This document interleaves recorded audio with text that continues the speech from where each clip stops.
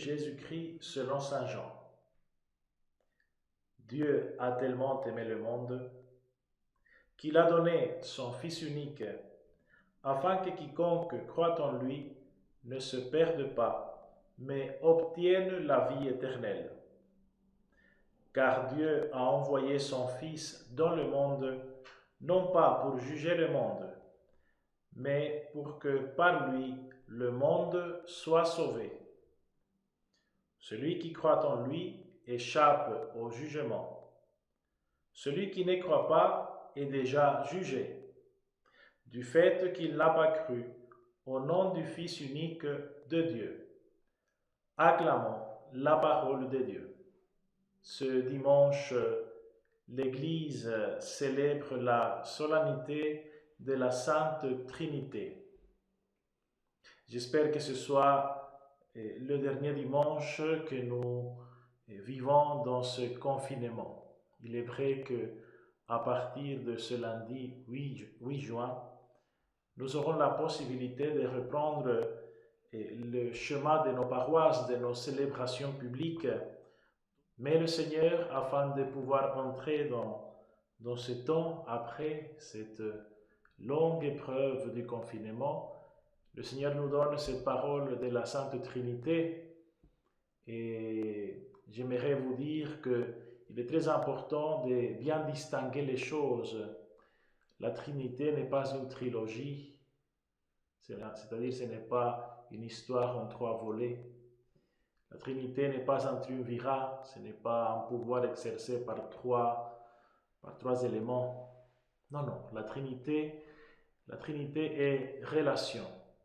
Et avant tout, elle est relation. Et toute la liturgie de l'Église, elle est basée, elle est fondée sur ce principe de relation.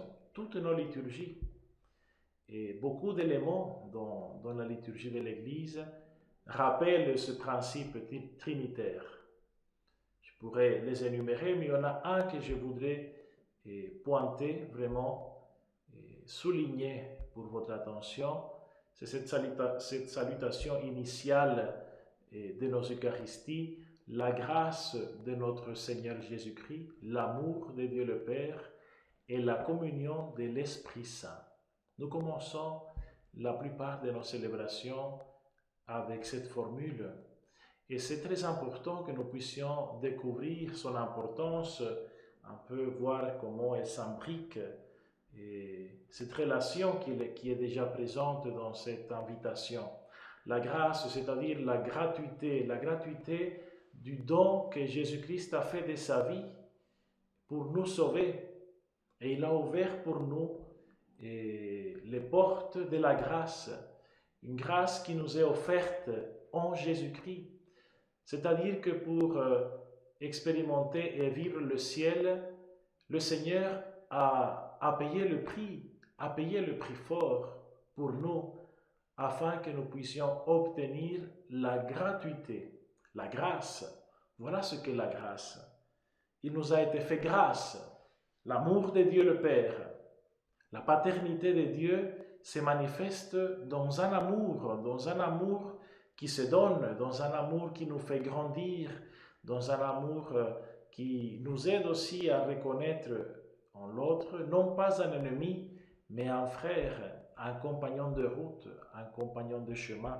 Voilà la paternité de Dieu, une paternité qui nous console, une paternité qui nous rassure avec sa parole, une paternité qui nous accueille tant de fois avec patience, qui nous fait goûter à la miséricorde et au pardon. Voilà, une paternité qui nous aide constamment, jour après jour. Et je suis convaincu que ce temps de confinement l'a été pour beaucoup d'entre nous, a été un temps dans lequel nous avons pu grandir avec cette conscience d'être fils et filles de Dieu. Et cette formule liturgique finit dans sa 3e partie par la communion de l'Esprit Saint. Et ça, c'est un point capital. La communion n'est pas forcément être d'accord sur tous les points. La communion, ce n'est pas non plus, comment dire, une démocratie ou une dictature. La communion, c'est avoir un même cœur, comme dit les actes des apôtres que nous avons écoutés pendant tout le temps pascal, avoir un même cœur, voir dans l'autre un frère, voir dans l'autre une occasion pour marcher ensemble vers la sainteté. Voilà que la Trinité est pour nous un signe de cette relation que nous avons à découvrir. Parce que nous sommes habitués dans beaucoup de nos sociétés à des relations de dualité, au face à face, toujours avec l'autre, en face de l'autre. Mais la difficulté qu'engendre la dualité, c'est que cela reste, comment dire, une relation tout à fait fermée, un cercle fermé. La dualité, le fait d'être à deux, peut rester en fait un cercle fermé. Il est nécessaire qu'un troisième entre, se mette en relation, un troisième, afin que puisse se donner une ouverture à l'autre. Il y a plein d'exemples de cela, et deux exemples par excellence, ceux qui concernent la famille humaine, la famille chrétienne, comment l'amour entre les parents engendre des fruits, donne des fruits.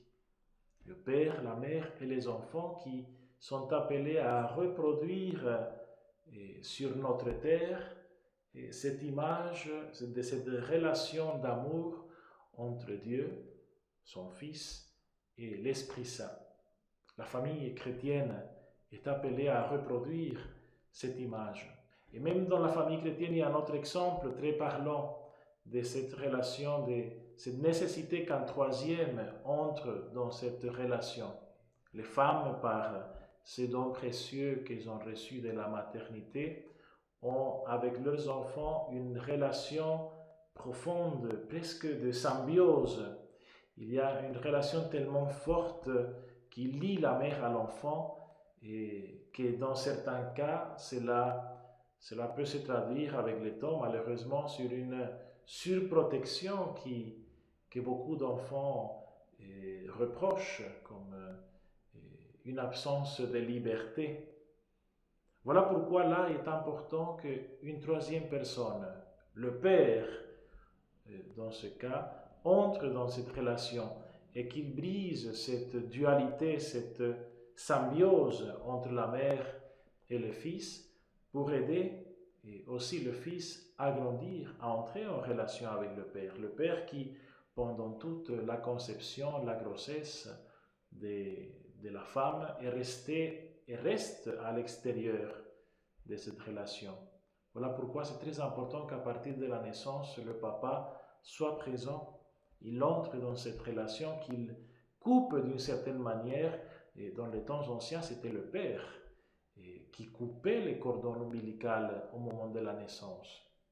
Je crois qu'encore aujourd'hui, beaucoup d'hommes qui participent, qui accompagnent leurs femmes à ce moment précieux de l'accouchement, certains aussi prennent les devants et prennent vivent ces gestes de couper ce cordon ombilical.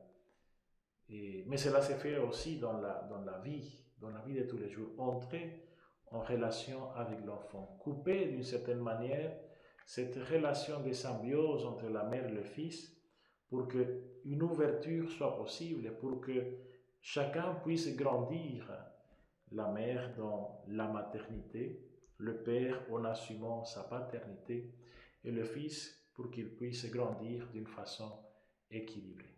Voilà une image